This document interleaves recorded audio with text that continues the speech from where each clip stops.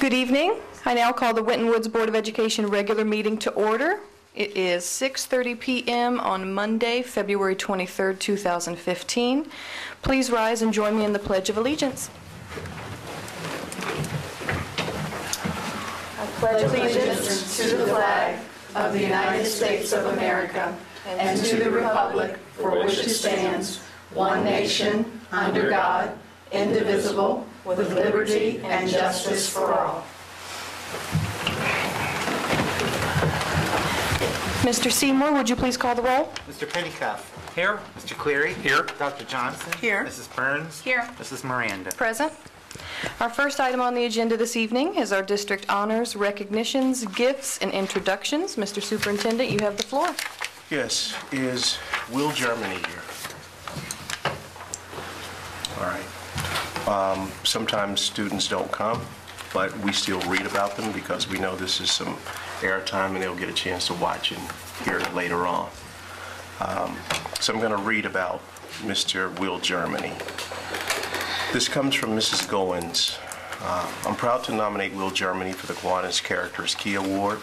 Will is a senior who continues each day to achieve to his highest potential. Wow, tagline. He is one of the most motivated students I've ever met. He's always pushing himself to the next level. Will has a very strong work ethic. He stays after school and seeks the help and advice from his teachers.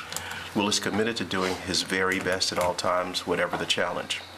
Will is a great role model for his peers. He is independent and outgoing and has a great deal of confidence. Will demonstrates respect and politeness to everyone, staff, and students.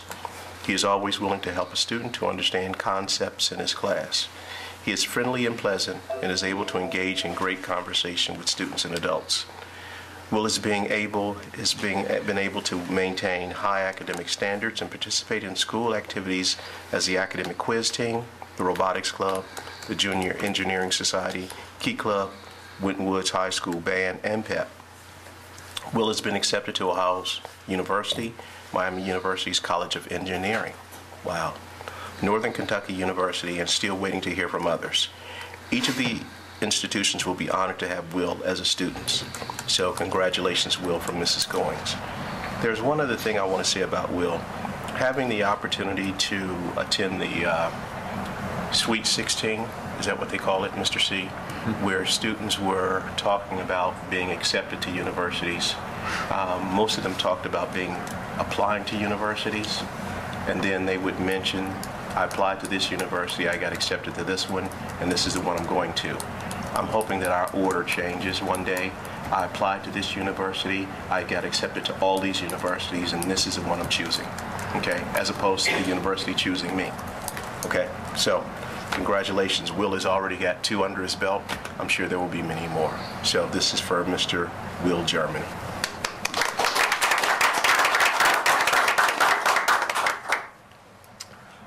Is Mr.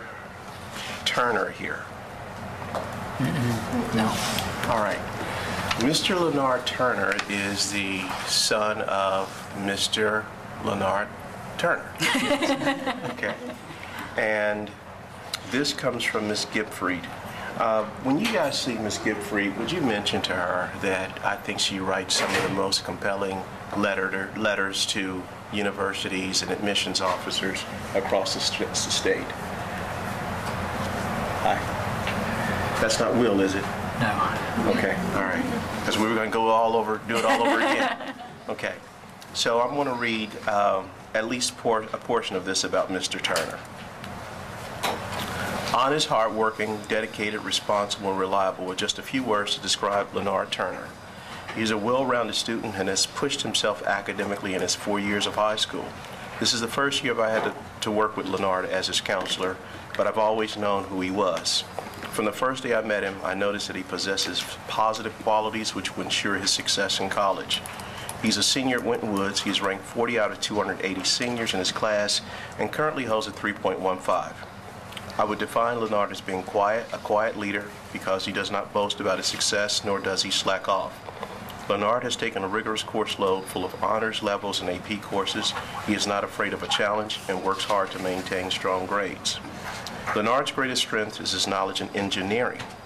He has shown his interest in the field since his freshman year of high school.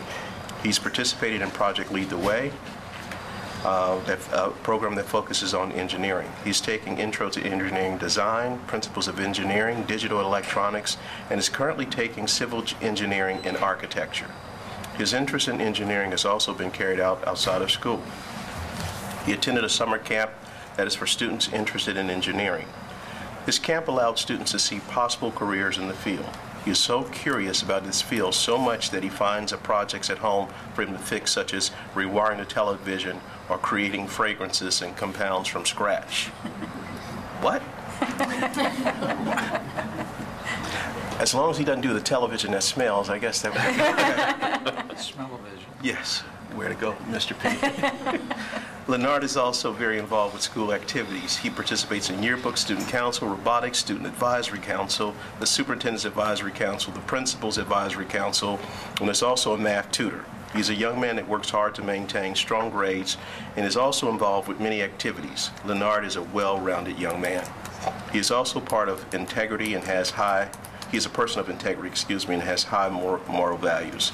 His biggest joy is doing what is morally right and helping out a friend in need.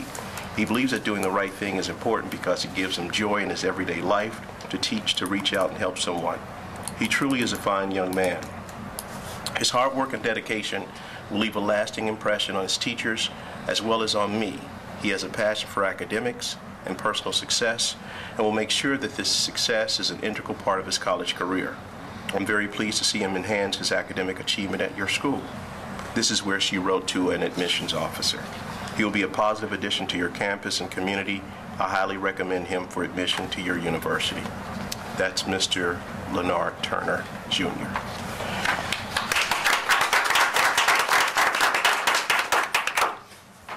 Can you imagine if Dad were here to hear about his child? Yeah. That's huge. It's pretty amazing. So, since Dad's not here, I'm going to say Mr. Leonard Turner is my son. All right. The next one, Community Spirit Award. Miss Paula Kuhn is not here, but Foundation. yes. So, you guys are all it? Yeah. All right. So, I read better when people are standing so I can brag about it. I'll introduce them. Okay, very good. I want to tell a little bit about them, all right? We'd like to thank the Winton Woods Educational Foundation for its years of support to our teachers and students. Without the foundation, many wonderful educational programs and opportunities would not be available throughout our districts. One of the highlights at convocation each year is when the Education Foundation gives out its oversized grant checks. I wanted one of those checks last year. You got to apply for a grant first. Okay, all right, okay. The 2014 presentation included 3 more grants, bringing 18 the number of grants that awarded since 2009. Those grants have meant that there have been almost 5,000 student experiences provided by Winton Woods Educational Foundations to the students of our district. 5,000. That's absolutely huge. So here are a few. This list is not complete. The high school annual STEM conference, which is actually being held again tomorrow, introduced students to science, technology, engineering, and math. Project Success College and Readiness Career Fair, the Camp Joy Outdoor Educational Experience, which this spring will impact 20 of our students with multiple disabilities. The Amazing Race, a 2-day orientation for students in the district's Academy of Global Studies. The Winton Woods Middle School Go Green Initiative, the Student Enterprise Marketplace Project at Winton Woods Intermediate School, the virtual library that brought e-readers to Winton Woods Elementary School, the Outdoor Sculpture Project that created a permanent work of art in front of Winton Woods Primary. The Leader in Me project at Winton Woods Primary, the Investigations Outdoor Learning Labs at Winton Woods Primary North and South, which also serve community members who visit through maps of the United States that are painted on the playground, as well as number lines, Venn diagrams, and clocks. Winton Woods City Schools, its students, teachers, and administrators are all grateful for the many ways that the Winton Woods Educational Foundation has been there for our children. Without your action and support, so much of this would not have been possible. Thank you. This is not just a regular award for you guys, but I would like to say that we could give them a standing ovation. Thank you very much. Thank you very much. I'll just say a couple things here. First of all, to introduce the other board members, board of director members are here, is Sue Heidatting. Donnie Amrine is our treasurer. Leanne Montgomery is our corresponding secretary, and I'm Dale Heidatting. I'm vice president. So I'd like to thank you, but mostly I'd like to thank everybody that came to the grand finale to help us raise funds. That's our biggest, we need all the recognition we can get, and we need all the publicity we can get, because we can do a lot more, but funding is obviously the key. The other part of this equation that needs to be thanked is our teachers and our staff. These people give their time, volunteer, they don't get paid, they apply for the grant, they meet the grant requirements, they do all the work to get it done. All we do is supply the money. And so without them, we would not, the Grant Foundation would be doing nothing. So it's very important that we do thank our staff, our principals, and the Board of Education, because you've hired some really wonderful staff people, I can tell you that. So with that in mind, thank you very much. Right behind you.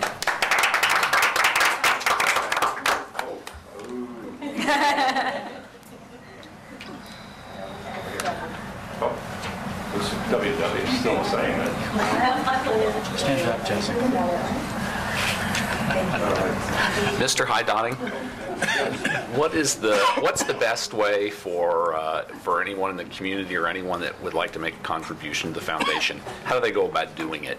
You can send a donation, care of Leanne Montgomery, to the board office here. It's 1215 East West Kemper Road, Cincinnati 45240. And we are 501c, so it is tax exempt. So we would love for you to respond to that, because we just on a little side, we give away anywhere from like $3,000 to $5,000 a year. We've given away like $26,000 since '09. There's a lot more things. We partial fund some things because we don't have enough money, and we've got to get fundraising going so we can perpetuate the foundation. So that's one of our long-range goals we're going to start working on. We'll be in our 10th year. We'll be in our 10th year next year. We're going to have to try to do something special, but that's one of our long-time goals. I've been to most of your fundraisers, and I have to say I really enjoy them. Good. I've enjoyed them in the past. The grand finale didn't work, but my wife and I were happy to make a contribution. If somebody to the wanted to foundation. come to a board meeting, you're welcome. It's the second Tuesday of each month at 7:30, right here in boardroom. And that's where I apply.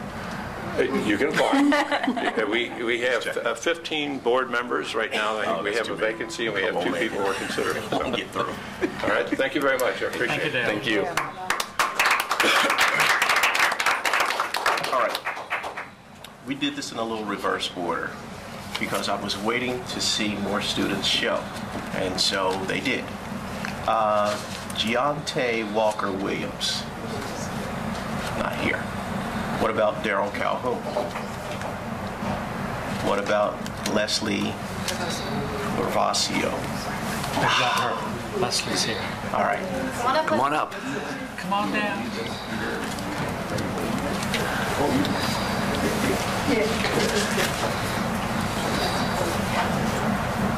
Leslie, hold your picture up for the photographer. Leslie received the Honorable Mention Award. And is Julian here? Yes. Oh. That suit looks so good, Sarah. Sure. All right. Julian, pronounce your last name. Biker. That's what I said. Yes, sir. Absolutely. Is that a picture of you?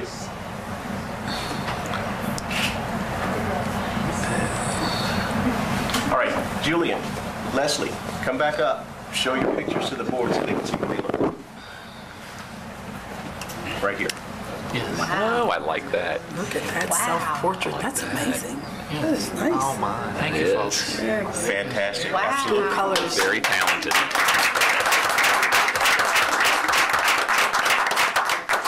Yes, I do need the pictures back because now we're going to put them in some beautiful frames and then we'll send them to your school so they can hang inside your buildings. All right? Okay, is that okay? Good. All right, very good. I am going to still mention Giante Walker-Williams. That was a superintendent selection. So can you hold that one up? That one just captured me the day that I walked in. I'm sorry, Giante.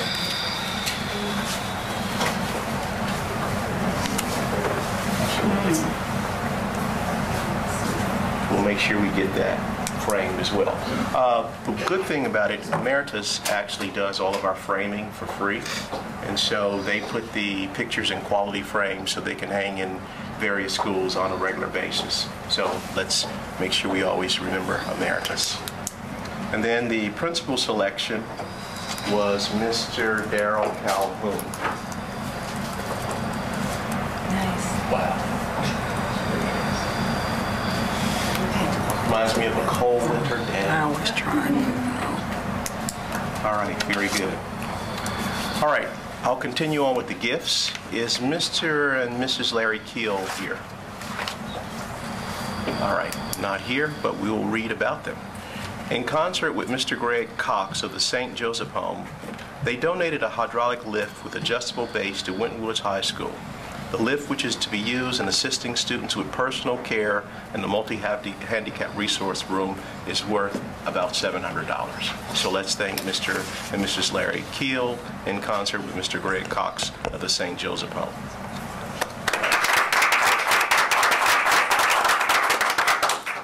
The final gift comes from the Fairfield Meyer, Mr. Mike Dennison. Mr. Dennison here? No. Okay. He's a store manager, and he did something just amazing. He donated $2,500 in school supplies to be distributed to students at Winton Woods Elementary School. So let's thank Mr. Mike Dennison.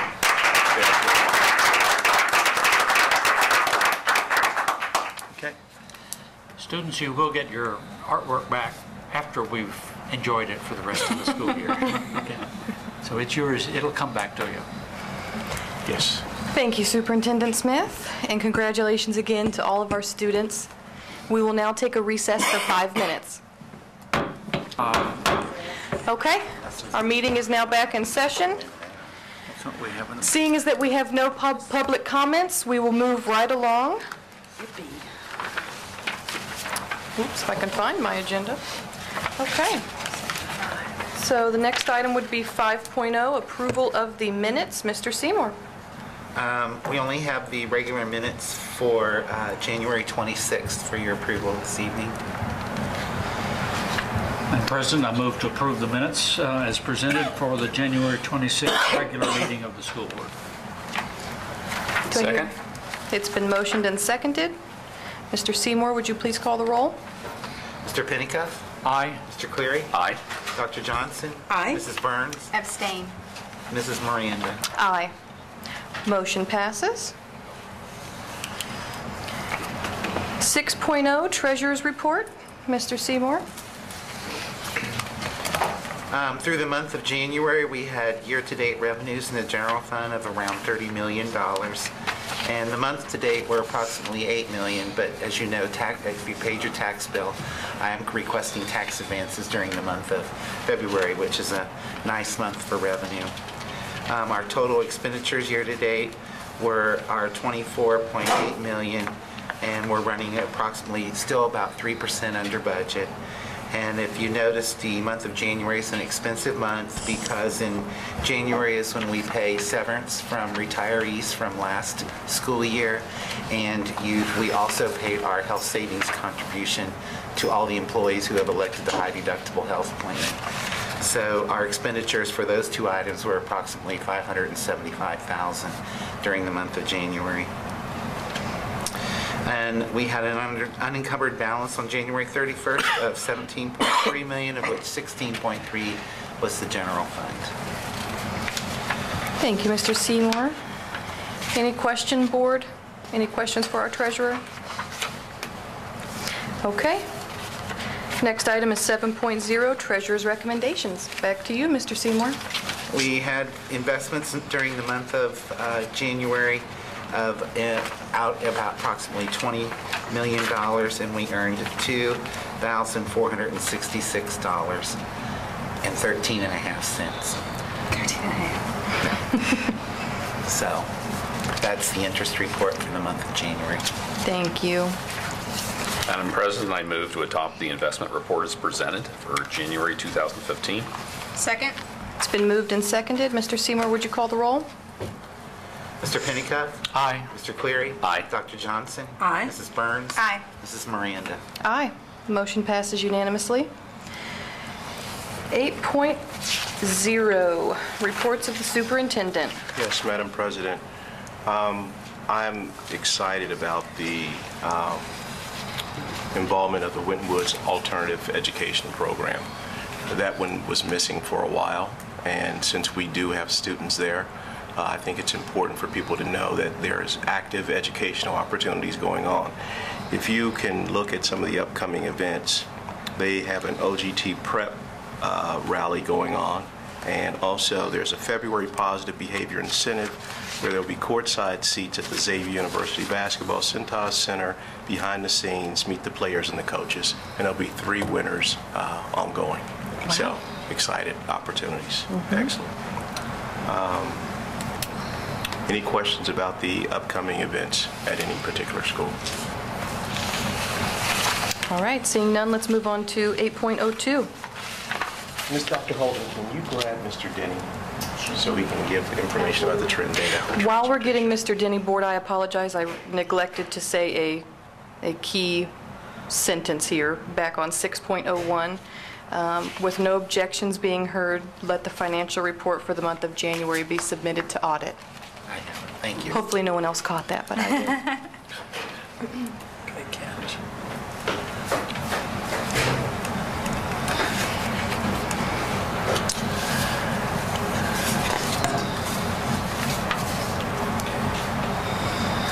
If everyone has reviewed the report,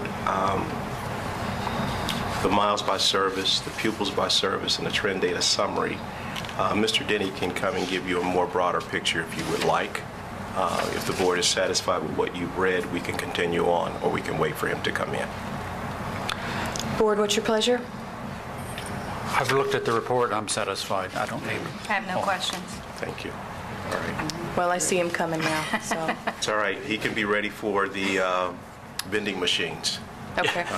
This is the first read on 8.03, so is it okay if I go on, Madam President? Yes, sir. Okay. The reports, the proposed board policy 8540, vending machines. Not only have we made the changes to make the vending selections, healthy, that are in compliance with the state, Ms. Jordan has also made my compliance basket comparable. My compliance basket used to be full of Snickers and M&Ms, and those things are now gone. There's some edible treats in there. I know, Dr. Johnson, there's nothing I can say. I know, life is terrible now. But I feel I've been sicker since I've started eating the healthy stuff. I just want to let you know. Okay, so just to let you know that some things, sometimes it doesn't always work out. Okay, are there any questions from the board about the first read regarding the vending machines, 8540? No, sir. Okay. Sorry, Dr. Johnson. That's fine. Would you like to go back to 8.02 now before we move on to your recommendations? Mr. Denny, anything to add with the trend data for transportation? Thank you, Mr. Smith. Good evening, Board. Good evening. I'm not sure if you had specific questions about it, but that's something we do share with the Board each year. It does show the utilization of that resource, and we're fairly consistent for the last 3 years, so we don't see a big drop-off in terms of utilization. The fleet is actually very efficient. We're 12 square miles, and we run 28 frontline buses, and the fleet actually operates at a fairly high level, so we're fairly proud of that. Thank you. Thank you, Mr. Denny. Thank you. Okay. Next item, superintendent's recommendations. The personnel schedules? The recommendations to approve personnel schedules, Schedule A, resignations, Schedule B, certificated employment, Schedule C, support staff, Schedule D, supplementals, and Schedule E, leaves. Madam President, I move to approve the personnel schedules as presented. A second. It's been moved and seconded. Mr. Seymour, please call the vote. Mr. Pennicuick? Aye. Mr. Cleary? Aye. Dr. Johnson? Aye. Mrs. Burns? Aye. Mrs. Miranda? Aye. Motion passes unanimously. 9.02, interdistrict enrollment.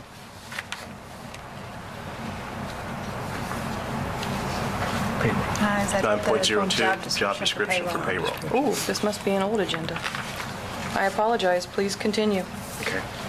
Mr. Seymour, would you do the honor of making reference to 9.02, description for payroll? Basically, what's evolved is we have a retirement in the treasurer's office, and the employee currently serving in the capacity of payroll has requested to transfer to the retirement position. And I will be back out looking for a new payroll supervisor or a new payroll person, because we are probably also nearing the end of our shared services in payroll with our district that we've entered into an agreement with. So what I basically have out there is a new job description in the event as we move forward, we end up with one person back only doing all the tasks involved in payroll. And sometimes size does matter of the district and sometimes size does not matter. There's the same amount of required filings, reporting, cycles, and tasks to be completed no matter what the size of the district is. And that's the overhead part of it. The part that drives additional personnel, which we would probably not need, would be the size of the district, meaning the number of employees served. But at some point, there's the same tasks involved for the major filings on a payroll, quarterly, annual dates, no matter what the size of the district. And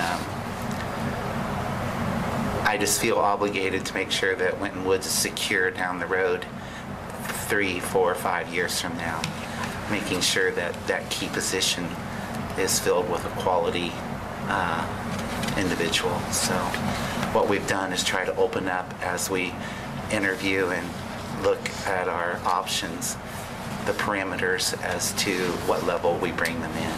As you know, the last time I brought in an inside person within the district at a much lower pay with a supervisor from another district, and it's a hard job. So so not to lose those years of training with that individual at her request, and Mr. Smith and I discussed it, we're going to transfer her and keep her experience and her talents within the office. So we have to see what happens when we post the job, and I'm just trying to have it all in place so that we can see where we have to go. And as you know, all job descriptions and all salary ranges have to be approved by the board. So I hope that answers your questions. I have a couple more, Mr. Seymour. Sure. So just to be clear, is this an additional position? No, Okay. it won't be an added position. And is the scope of this role broader than it was before? That depends on what happens to our contract we have with another district. We currently have outside payroll supervision. Also, Vice President Burns, because we're familiar with other districts are looking for this same person.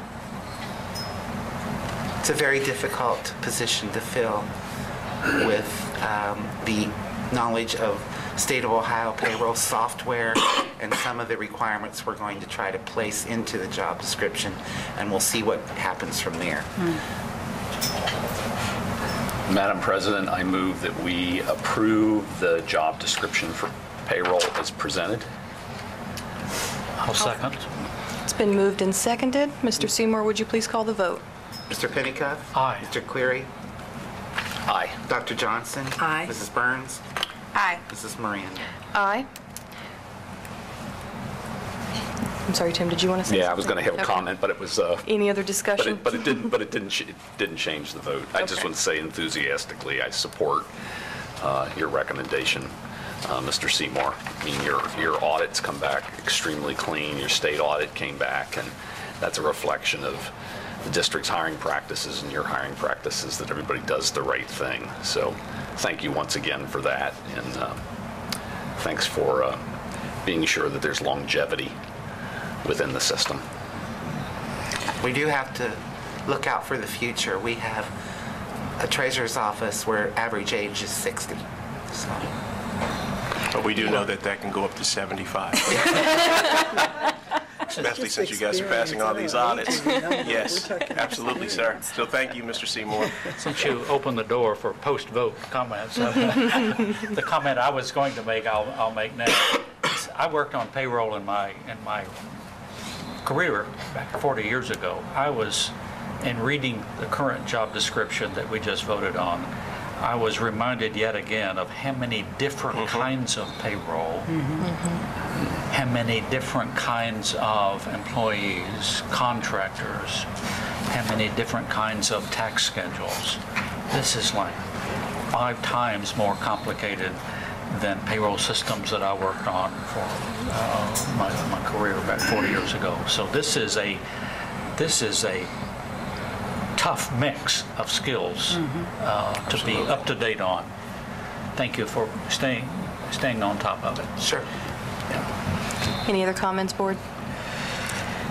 Motion passes unanimously. 9.03. Yes, Madam President. In order to stay competitive with other districts, Mr. Seymour and I have worked on this salary schedule for exempt employees. There is an increase across the board. However, the talent of some of the people that we have is absolutely life-saving, meaning our teachers are important, our exempt staff is important, and our administrators are important. And if other districts are working diligently to have small increments to take valuable people from us that we've trained, I think it's our responsibility to make sure we at least balance it through. So that's why there is a updated salary schedule for exempt employees with the recommendation to approve as the board sees fit. If I could just add one thing, we did not apply a raise to it. We just changed titles. That's right. It will be brought back to you in the event that we give a cost of living raise, probably in May or June. We did not apply any increases to it. You'll see that the titles have been changed, some of the titles. With more work. Board, a motion would be in order.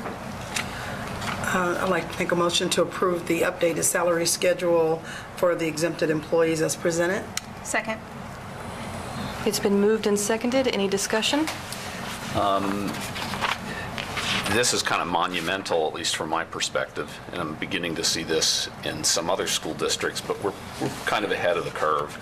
And that's the movement among these steps of salary scheduler is not automatic. It's at the discretion of the superintendent. That's monumental. Employees may receive a longevity performance placement not to exceed $2,000 at the discretion of the superintendent. Those are really good additions, so I applaud that. We believe that performance is important. Absolutely. Yes. Any other comments, board? Hearing none, Mr. Seymour, would you please call the vote? Mr. Pennicuff? Aye. Mr. Cleary? Aye. Dr. Johnson? Aye. Mrs. Burns? Aye. Mrs. Miranda? Aye. Motion passes unanimously. 9.04. Yes, Madam President, interdistrict enrollment for the school year 2015-16. Revocation, that's the most important part of this document. I think that in the past it was implied, but now it's stated and how it's going to be delivered. Some of the things that happens when you have young people who transfer to other districts, some of the times it's not about the teaching and learning, it's about how they're being treated by their peers. And so we have to be very, very cautious about who we take in the district and what their past behavior may indicate.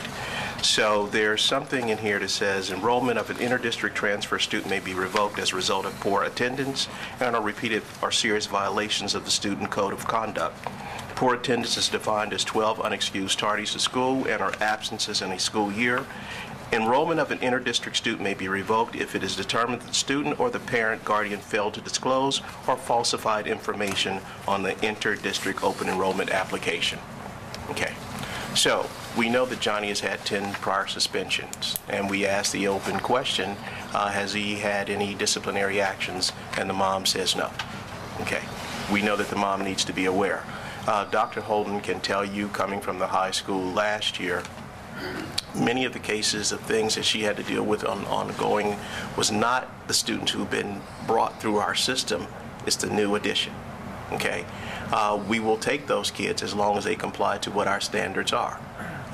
If parents believe that we don't have standards academically, standards behaviorally, their children will find another place to go. And so we have to make sure that all of our environments are accommodating and safe. And if children are making some other choices, then Winton Woods is not the place. Thank you. Madam President, we need a motion. The motion would be in order. I move to approve the interdistrict open and interdistrict enrollment for school year 2015-16. Second.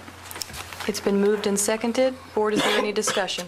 Yes, Madam President and members Mr. of the board, I find the interdistrict enrollment or so-called open enrollment the most misunderstood policy that we have. I continue to hear people think it's something quite different. They think it's a completely open door. You all come kind of thing. And in fact, it's quite the opposite. We have, by policy and by just strengthening the policy by one little paragraph, we have more control, more influence on who comes in and what the costs are for us than we do for students who physically live within our boundaries. Absolutely, we do. That was the intent when we started it. It is up to us to administer it in such a way that it's faithful to that limited thing. That is, open enrollment does not increase cost. Open enrollment is limited to where we have empty seats, so to speak, and adequate behavior. Absolutely. And adequate truthfulness on the applications. So I would say to you and staff, if you find something that doesn't conform to that ideal, please give us some suggestions on how to beef up the policy, because we don't want our district abused. We want it enhanced by a variety of people who could come and contribute. So I'm glad to see this particular clarification on one part of our policy. I just have one comment, and really kind of to piggyback on something that you said with respect to the administration of this policy. Mr. Smith, are there processes already in place to make sure that prospective parents are aware? Or are we going to incorporate some new processes to support this? There will be some new procedures in place where we will ask more specific questions about students. The difficult part, Vice President Burns, is you don't get to see him until you take him. So you don't really know what questions to ask because you don't have a file there.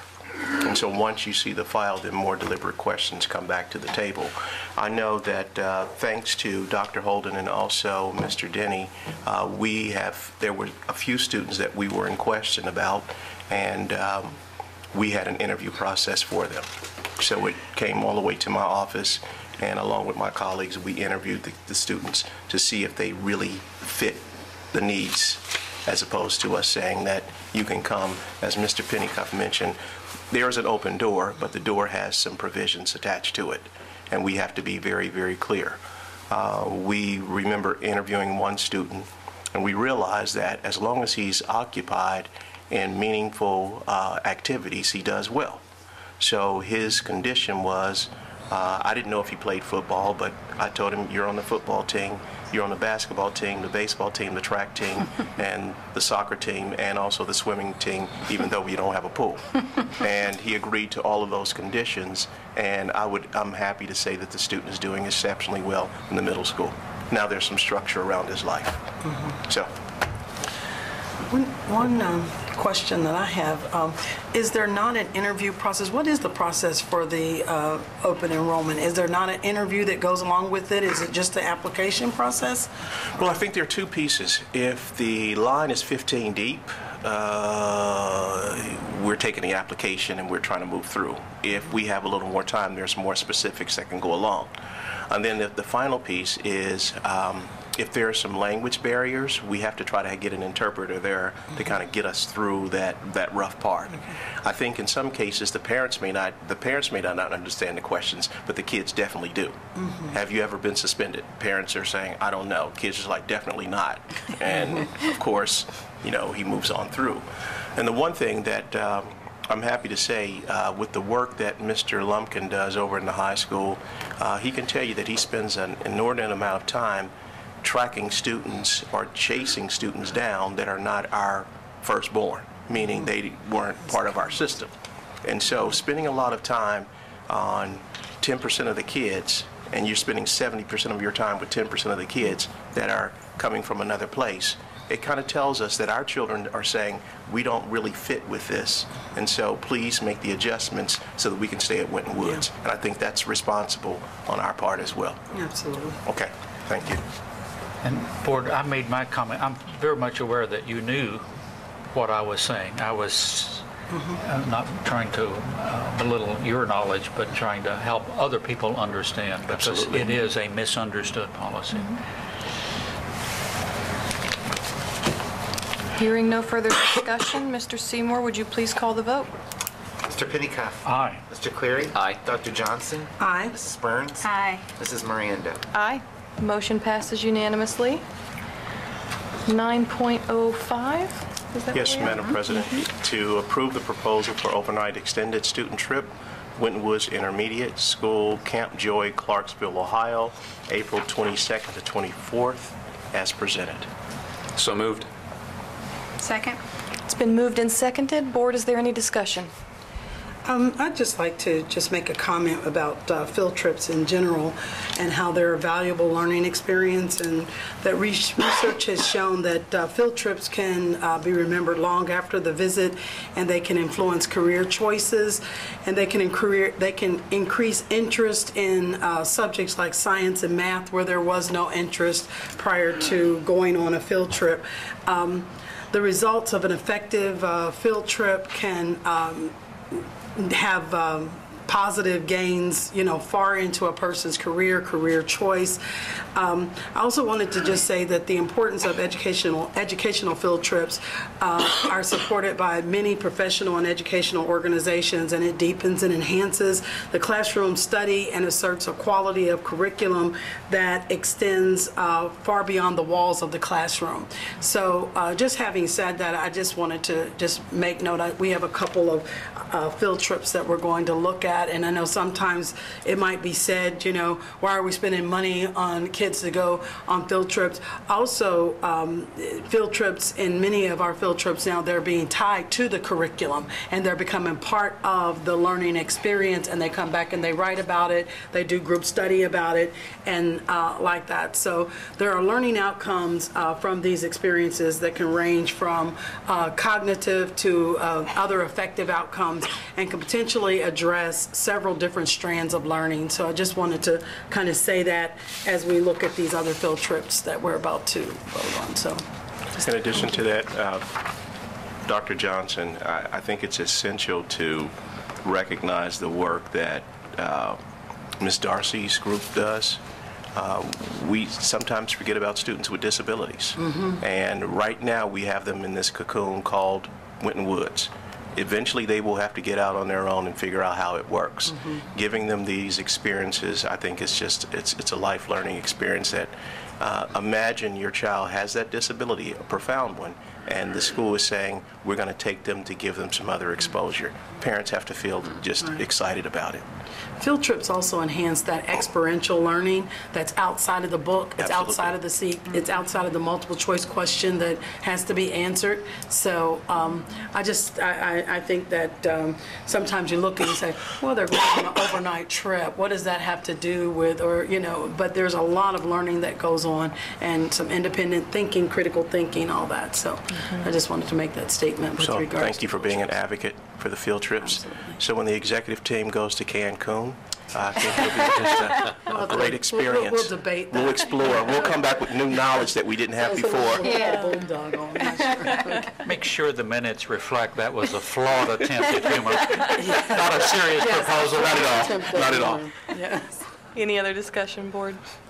Seeing none, Mr. Seymour, would you please call the vote? Sure. Mr. Pennicuick? Aye. Mr. Cleary? Aye. Dr. Johnson? Aye. Mrs. Burns? Aye. Mrs. Miranda? Aye. Motion passes unanimously. 9.06. Yes, Madam President, to approve the proposal for overnight extended trip, Winton Woods High School, Camp Joy, Clarksville, Ohio, April the 22nd to 24th. And if you notice there's a difference, these look like they're the same, but one is for the high school and one is for the intermediate building. So moved. Second. It's been moved and seconded. Any discussion on this field trip opportunity, board? I'll make a comment on this one since we had so Okay, many comments on absolutely. the last one. You know, Dr. Johnson, you're right. You don't forget those experiences. I've had the privilege of being out there at Camp Joy 6 times as a counselor, not just when our students, but when other students have been there. And it's something that I've never forgotten. Sure. That's good. And if you don't forget it, then the kids don't either. They remember. So, good point. Mr. Smith, I do have one question as I look at the field trips, both for the intermediate and the high school that are going to be at Camp Joy during the same couple of days. So, you know, for the parents who may have the question, I'll just go ahead and put it out there.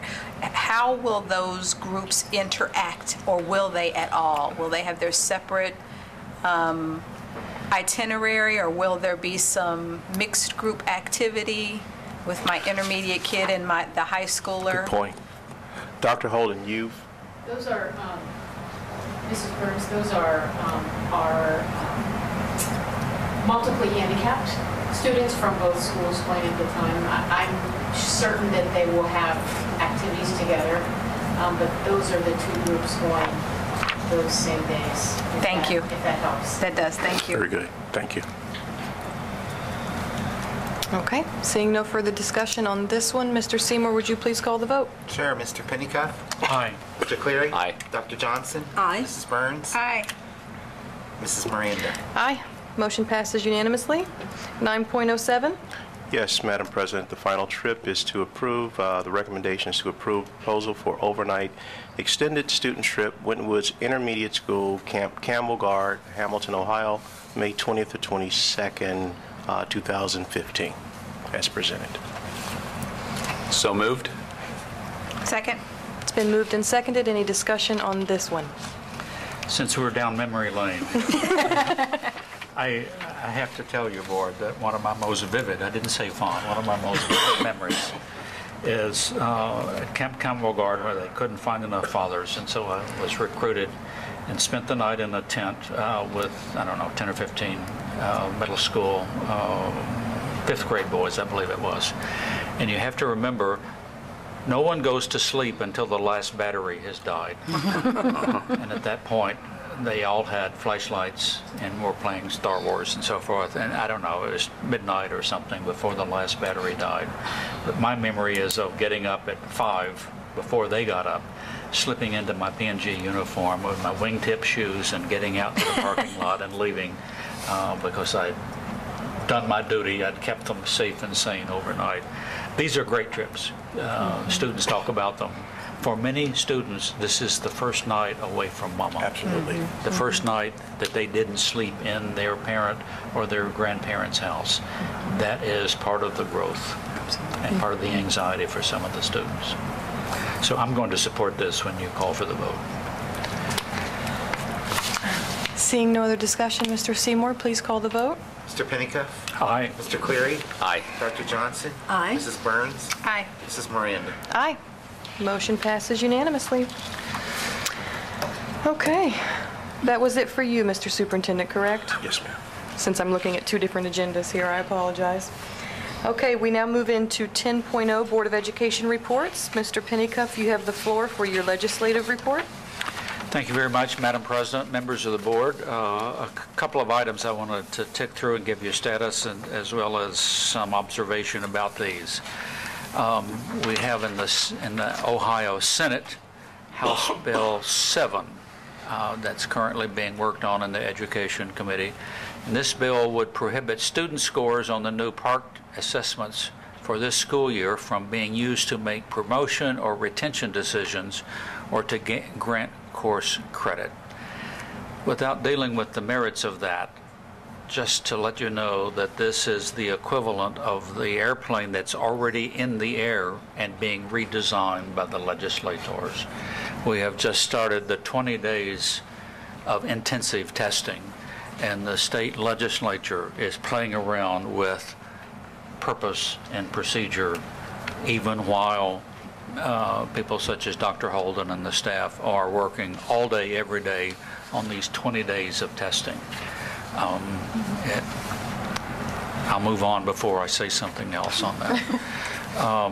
Of course, there's another bill, Senate Bill 3, that Mr. Linear referred to last time, and this is changing the time that students are spent in testing. Now that testing is already underway, again playing with should they limit and what would be thrown overboard and what would be kept. There's yet another bill, House Bill 25, that would require us to do something similar to what we have already done tonight, that is, adopt rules regarding the sale of beverages and food during the regular school day in connection with school-sponsored fundraisers. Here is more, now my editorial, this is more attempt to play with the pennies, vending machine monies, rather than spending time on the core issue, which is basic funding of why we're here. Absolutely. And it just continues. House Bill 2 regarding charter school accountability. This is the bill, if you are on the ENA list, distribution list, this is the bill that Mr. Phillips is pleading for more people, more board members, more superintendents to come and testify before the committees, because the committees are being dominated by charter school lobbyists that are paid to be there.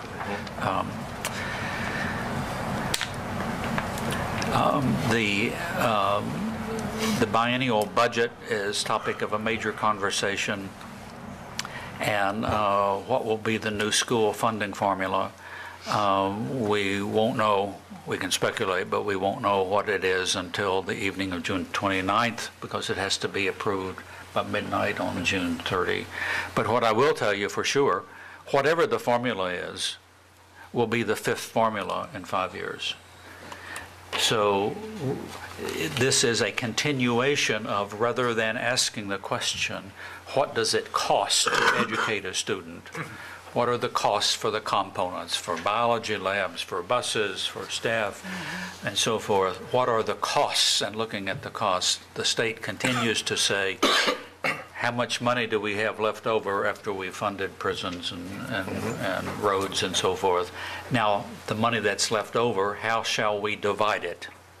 Not whether it's adequate, but how shall we divide it? And every formula that is developed in that sort of pressure cooker urgency has serious side effects to some group.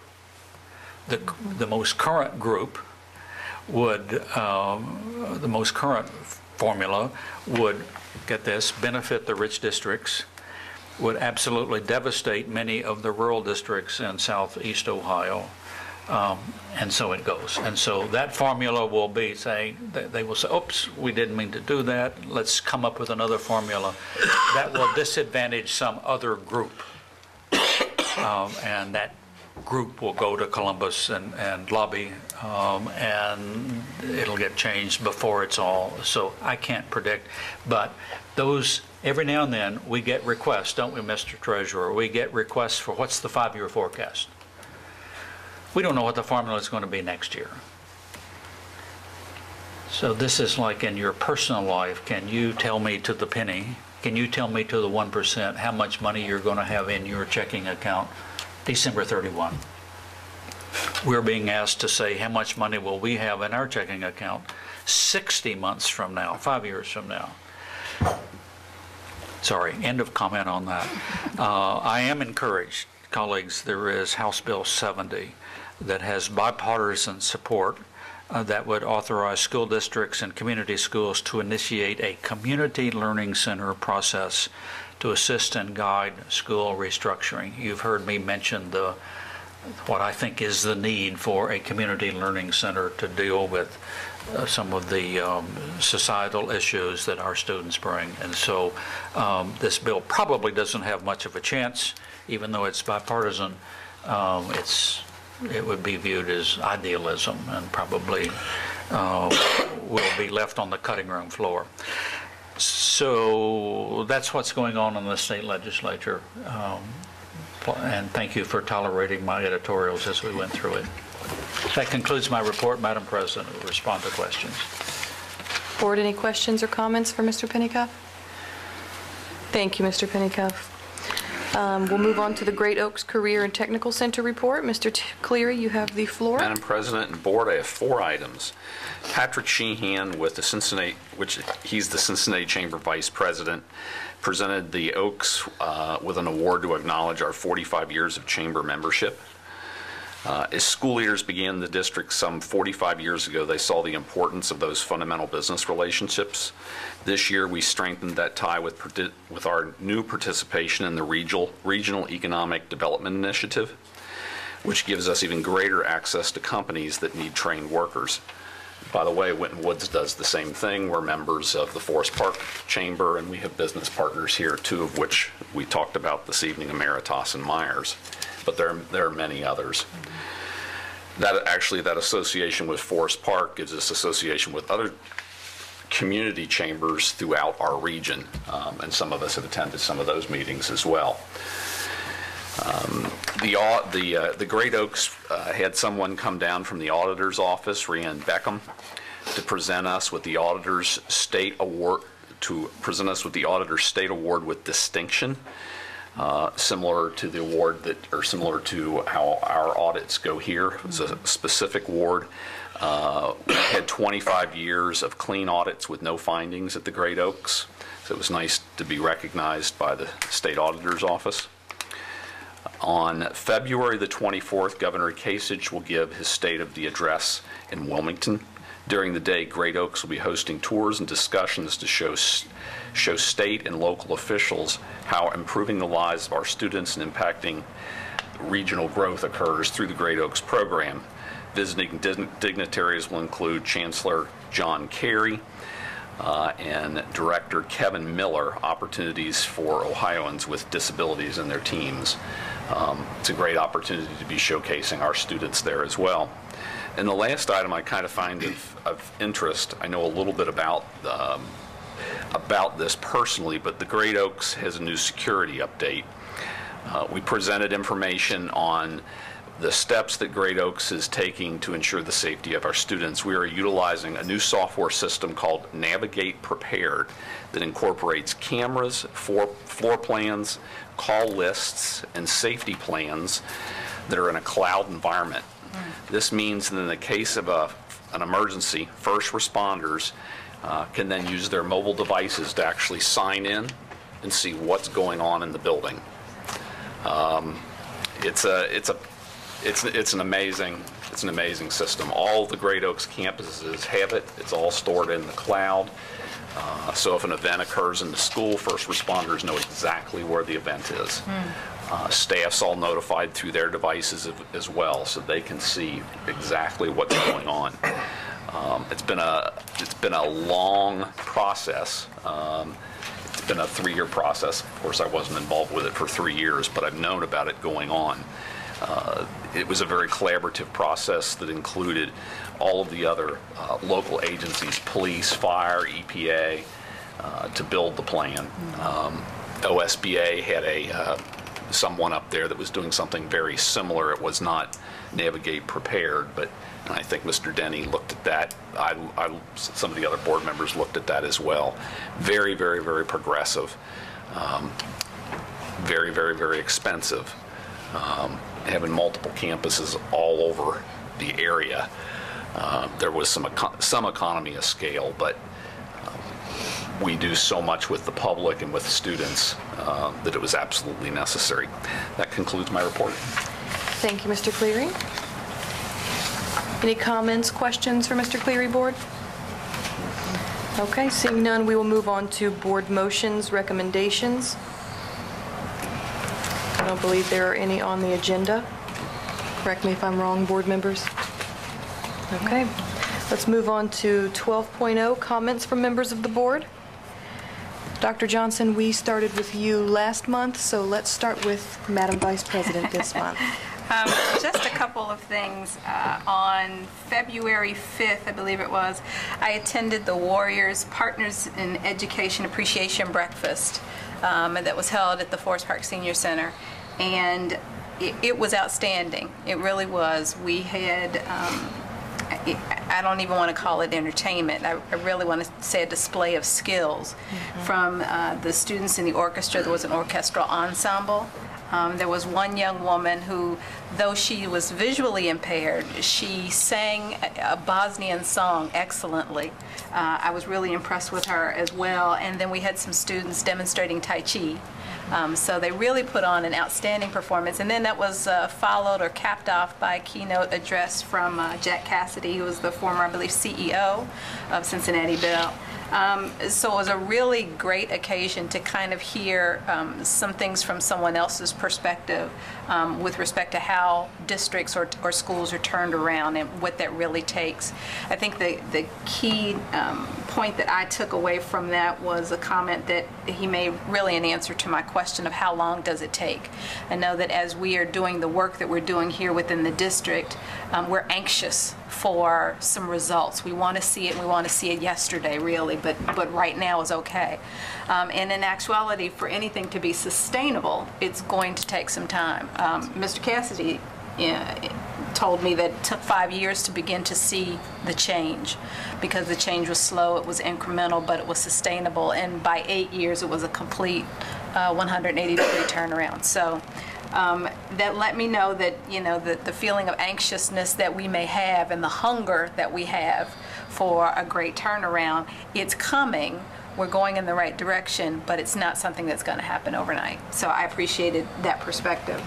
And then lastly, just to bring up that we are scheduled to meet with Forest Park Council on the 26th of this month. We actually rescheduled based on, believe it or not, inclement weather. So we will meet with them and have some great discussions on how we can collaborate to benefit each of our respective areas. That concludes my comments. Thank you, Mrs. Burns. Mr. Cleary? Madam President, Board, I was with Mrs. Burns, and want to applaud that was probably one of the best business functions that I've seen the district put on. Very professional, very insightful, highlighting our students as well. It was a very enjoyable experience. And that presentation can be seen on YouTube. I don't know what it's, or on Waycross. So if you want to look for it. The other item, I had the privilege, I was invited to spend the evening with our Chinese students, and it happened to be the Super Bowl evening, and trying to explain football to a bunch of Chinese students. It was almost impossible. The host that evening, I won't say who the host family was, but they gave all the students my phone number so they could text me and explain that the school board's in charge of canceling school on snow days. So I've had quite a few texts about, Mr. Cleary, please. But it was a very enjoyable evening. It was a lot of fun spending the time with our international students. Thank you, Mr. Cleary. Mr. Pennycuff? Thank you very much, Madam President. I wanted to comment on something and segue from that comment to a plug for our bond program. If you notice in the list of upcoming events, there is the OMEA, that's Ohio Music Educators Association, the choir, not contests, yeah, it's called a contest. Anyway, the choir event, choirs from all over Southwest Ohio come to this event and compete for rankings, hoping that they would qualify for state level competition. We have hosted that event from time to time over the years. We're not on that list this year. The OMEA high school choral competition will be held in 3 weeks, March 13th, 14th, in a high school that's actually much smaller than ours. So what's the difference? It's new. When OMEA is looking as to what site to put to use to host, they look for things such as, is the auditorium adequate? Does the auditorium have reasonable acoustics? Does the building have warm-up rooms or practice rooms? The same thing for band and orchestra. This just happens to be the choral competition I'm referencing here. Does the host school have enough students to act as guides and hosts during the day to show visitors how to find their practice room and how to find the restrooms and how to find the auditorium? Does the host high school have enough booster support to provide concessions? Because when you have 1,000 teenagers or more than 1,000 teenagers in one day, they go through a lot of pizza, a lot of hot dog. That raises money for us when it's here. We qualify in every sense, except increasingly the sites being selected are new schools. And so on March 13th, our schools will get into a bus and drive 20 miles where they could be doing it on this campus if our facilities looked and were more accommodating. Because we clearly have the booster cadre. We have that. We have students who can be hosts and so forth. We have it all except the bricks and mortar. And it's our money loss on that. I don't know how much money can be made over Friday and Saturday selling pizza and hot dogs and so forth to 1,000 to 2,000 teenagers and their parents but it's important. Thank you. Thank you, Mr. Pennicuick. Dr. Johnson? Yes, Madam President, I would like to thank you for putting together, no one mentioned the wonderful yes.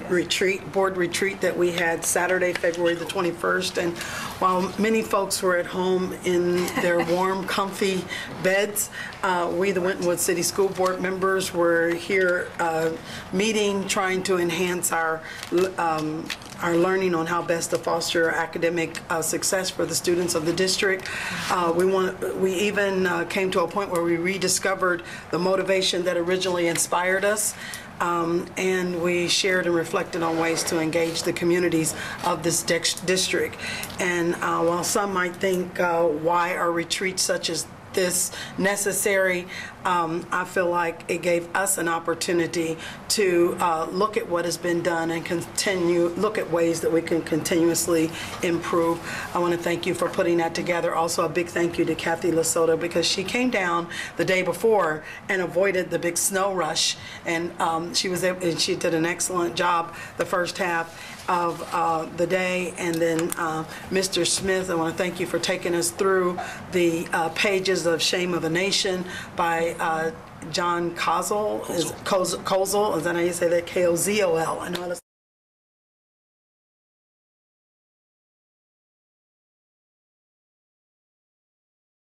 was so kind to me today to really help me out when I was very down and all about losing so much, and an entire cabinet full of files, of teaching files. But she's very nice to let me borrow Mr. Barnes, one of the building subs, while I just cleaned up, and around 1 o'clock I got done. And but I decided to come now because I wanted to make sure the community knew this is not an unusual story for the teachers of Winton Woods. My friend Barbette Kirk last year couldn't even teach in her own room. Ms. Samini earlier this year lost thousands of dollars worth of equipment in a state of the, what was one of our most state-of-the-art computer rooms, to building damage. And I come here tonight to the community and to talk about three things. And of course, there's always other things we could mention. We could all go on all day, but three things that we could use to help us as teachers take our students to the next level. Number one being new buildings. The high school is the best building in shape-wise that are the intermediate school, and I mean, in my opinion, and that they're not that great. Makes a big difference when students aren't distracted by not being in their own classroom, having to deal with an entire wing of heat not working, like in the middle school. There's our buildings are a constant distraction to our students. But despite that, we've had a lot of successes, and I've talked about that on other nights. But walking down the hallways, I had the pleasure of getting to go to a few buildings today. But just walking down the hallway of the middle school, and it smacks you in the face, the smell of mold as you turn the corner. Same with the elementary school. Anytime it rains, we are in definite need of some new facilities, and that's why I am very heartened and inspired by the people here that are working hard towards that end goal. And I hope we continue to put everything we have into that, as we want to keep the best students, we want to keep the best teachers, we want to keep the best administrators. I look at see Mr. Dorsey's Facebook post. I mean, if he hadn't have been coming in, and I don't even know, it seems like the administrators are here all the time. I was chuckling to myself when they had to go get Steve earlier, and I just did my taxes the other day. I was like, he must have a hard time getting the homestead exemption on there, because I feel some of them, like Terry and him, Mr. Smith, practically live here. But yeah, Mr. Dorsey hadn't even been here last week. Who knows if we would even be having school today at the elementary school if he would have been there to mop that up and to put hours of work in on his own time and fix that. This is something that we can fix as a community. This is something that can help us tremendously. Second thing, as a community, we want, as teachers, we want time to teach. We've mentioned here from Mr. Pennycuff to various board members' comments. I know I've talked with many of you personally. The amount of time these tests take are unlike anything we have ever seen in the history of education. And it's a shame that the last 1/3 of the school year is dominated by test day after test day after test day after test day. We want time to teach. We want the state to stop stealing away time from our children. This is something that has to change. The whole process, I see board members shrug their shoulders, and we as teachers feel the same way, and as educators, just the whole process itself, the way Park and Air have been rolled out, not to mention the tests being way above developmentally what a child should be taking at this point. I mean, if this was a student in my classroom, if this was a student in almost any teacher's classroom, they'd be lucky to be getting a D for the presentation of this. I mean, this is not the kind of work that I would think anyone would want to ever put in front of somebody and say, here, this is our best. This is what we're giving to our children. So I'd like to think the state of Ohio would care enough to give their best to the children instead of what any educator, the way it's been presented, is a roughshod, sloppy job, to say the least. And as union president, I do want to make sure that, I stand on record as in no way endorsing the park or air tests. These are things that should have at least waited another year. If I would do something like this and come up here and now try and defend myself in front of you as board members, if I would do this in my classroom, I would hope you would fire me. I would hope you would. And this is what our state is doing.